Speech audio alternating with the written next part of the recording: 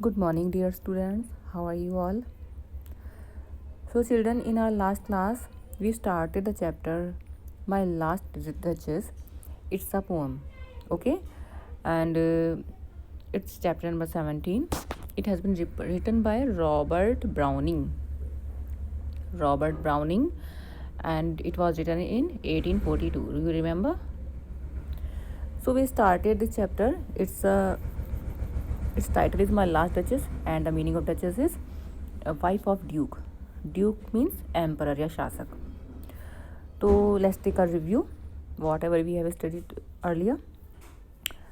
In this chapter there is a duke. एक Duke है यहाँ पर जिसने अपनी वाइफ को, वो बहुत ब्यूटीफुल थी, उसने अपनी वाइफ को, उसकी पेंटिंग टंगी हुई है और वो कुछ अपनी उस पेंटिंग के बारे में बता रहा है. उस अपनी वाइफ को उसने पॉइजन देकर मरवा दिया है और उसके लिए एक रिश्ता आया है नेबरहुड से ही, और जो पर्सन उस रिश्ते को लेकर आया है वो उस पर्सन से अपनी वाइफ के बारे में बता रहा है, उसकी क्वालिटीज़ बता रहा है कि कैसी थी, और उसको अलर्ट भी कर रहा है कि ऐसा लगता है कि वो अलर्ट भी कर रहा है कि मेरी पहली वाइफ इस तरीके की थी, मैंने उसको मरवा दिया था, तो जिसका तुम रिश्ता लेकर आए हो तो हो सकता है उसके साथ भी ऐसा ही हो अगर वो अलर्ट नहीं रही तो. Okay, now see. तो चैप्टर में इसने बताया था, यहाँ पर पोएम में उसने बताया है कि ये जो पेंटिंग है, ये जो पर्सन है यहाँ पर, ये बहुत ही एक्सेंट्रिक पर्सन है. इसने अपनी वाइफ की पेंटिंग भी फ्रा पेल्डोफ से बनवाई थी, जो कि एक सन्यासी था. वो नहीं चाहता था उसकी वाइफ को कोई देखे भी, और उसकी वाइफ जो थी बहुत ही जॉली नेचर की थी, सबसे बहुत अच्छे से बिहेव करती थी, और ये सबको उतनी प्रेफरेंस देना उसको पसंद नहीं था कि मेरी वाइफ सबको उतनी प्रेफरेंस दे जितनी मुझे देती है.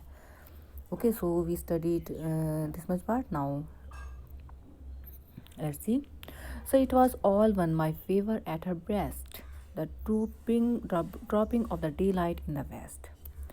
तो वो कहता है आगे, sir it was all one my favour at her breast. Breast in the sense, यहाँ पर ब्रेस्ट का मीनिंग है उसके मन से, उसके दिल से, कि जो भी मैं फेवर करता था, जो भी मैं अच्छे अच्छे काम करता था उसको खुश करने के लिए, और जो उसको अच्छे लगते थे, उसको मन से अच्छे लगते थे, उसको उसके दिल को तसल्ली देते थे, खुशी देते थे.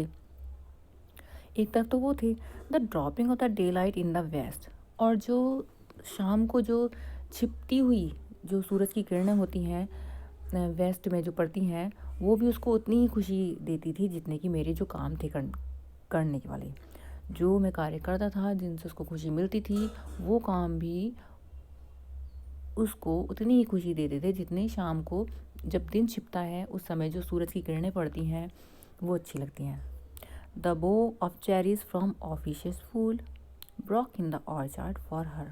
The white mule she rode with round the terrace all and each. The bog of cherries.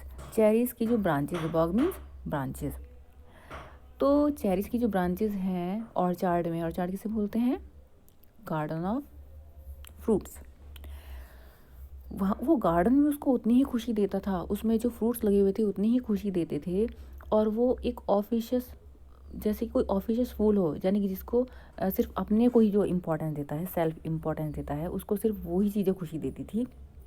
अगर कोई पर्सन उसके लिए ऑर्चार्ड से कुछ चेरीज वगैरह ला कर देता था तो वो भी उसके लिए इतनी इम्पोर्टेंस रखते थे जितने कि मेरे किए गए कार्य.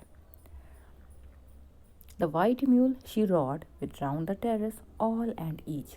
अगर वो टेरेस पर वाइट म्यूल, म्यूल होता है बच्चों, म्यूल एक एनिमल होता है, इसको खच्चर बोलते हैं. वाइट म्यूल पर वो चढ़कर रॉड यानी कि उसकी सवारी करके वो टेरेस पर अगर घूमती थी, वो भी उसको उतनी ही खुशी देता था जितने कि मेरे किए गए कार्य.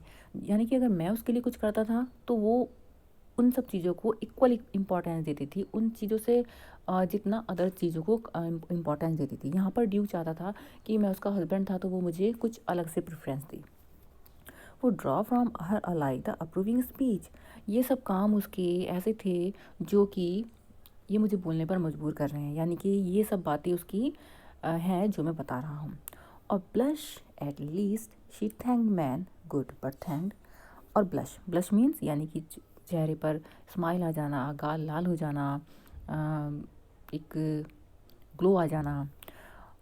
तो ये सब बातें, ये सब चीज़ें उसको बहुत खुशी देती थी, और खुशी इतनी देती थी, अंदर से खुशी देती थी कि वो ऊपर से भी खुश दिखाई देती थी।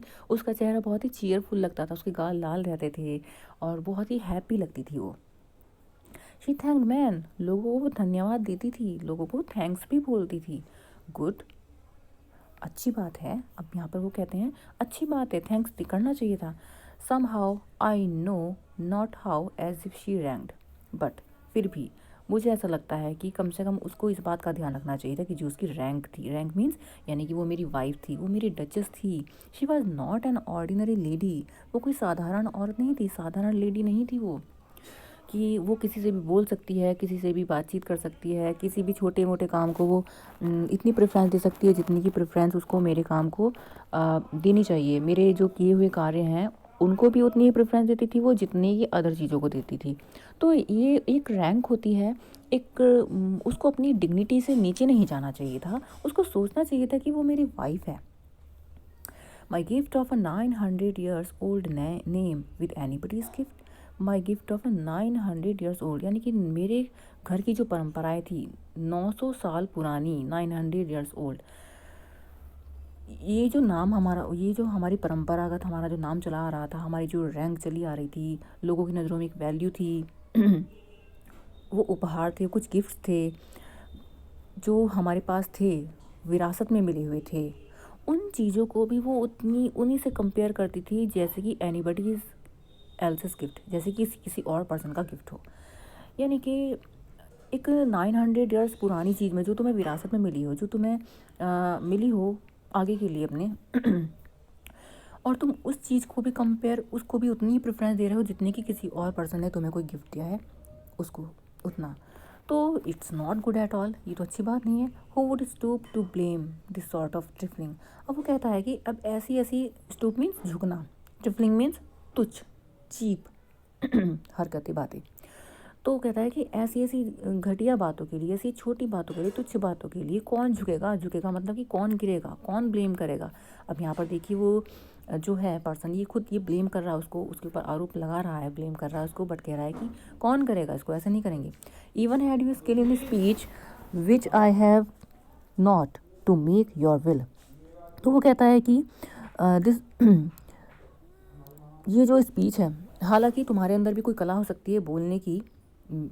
अब वो उस पर्सन से कह रहा है कि तुम्हारे अंदर कला हो सकती है बोलने की जो मेरे अंदर नहीं है, टू मेक योर विल, तुम्हारी जो इच्छा है उसको जो तुम मेरे सामने रख रहे हो, ऐसा हो सकता है कि तुम्हें आता हो बातें किस तरह से की जाती हैं, बट मुझे नहीं आता है। तो बेटा this was the second part, okay, it's a long poem, so we will cover it in parts, okay. I hope you have got it well. Goodbye and take care.